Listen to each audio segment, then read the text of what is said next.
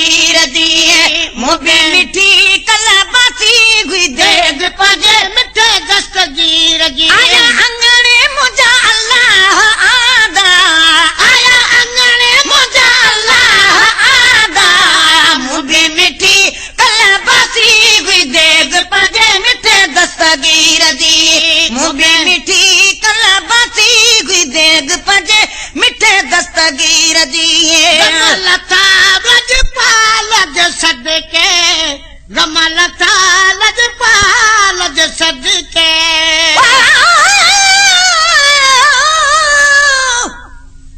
अज सजना चढ़ा हुआ सजो भरण काग में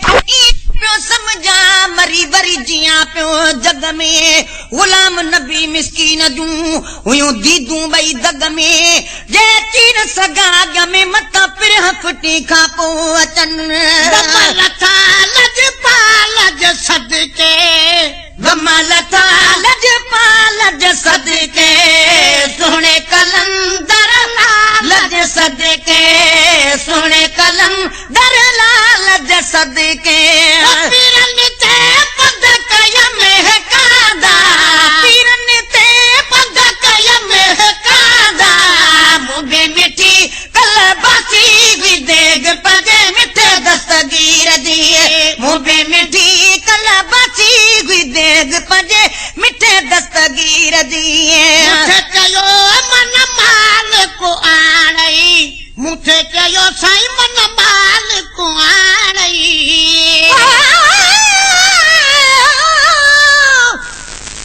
तेरा फुटे खा पोच तभी कुर्ब सदन काफी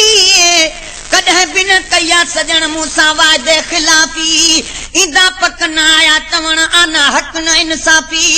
अची महेसर माफी मुखे दीदा हर कदो हदिए मुझे कयो मन माल को आणे मुझे कयो मन माल को आणे पिरहा फुटिया अजो पाणी जाने पिरहा फुटिया अज पाणी जाने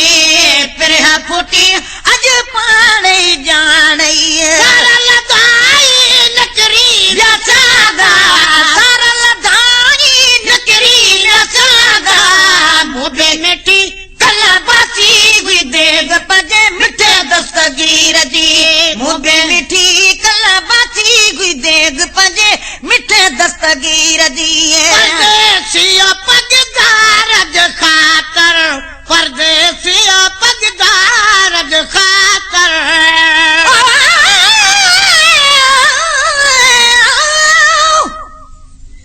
जान बखोड़ करोड़ पर मुझो जान बजिया जोतिया वो दो हलंदर दौर में होतन कह जोगिया गुलाम नबी चाहे भला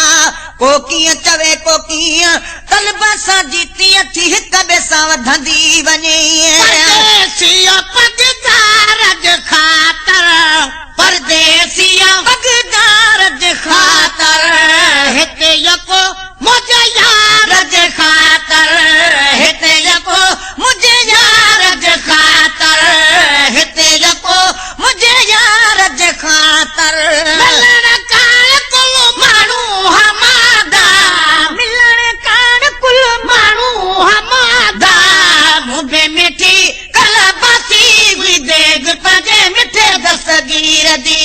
मुबे मिठी कला बासी गुई देग पजे मिठे दस्तगीर दी सबिल कैसे जो सजायो चयम सबिल कैसे जो बिछायो चयम सबिल कैसे जो बिछायो शुक्राने जा शेर बिगायो शुक्राने जा शेर बिगायो शुक्राने जा शेर बिगायो गहिर वो दल ये नवादा गहिर वो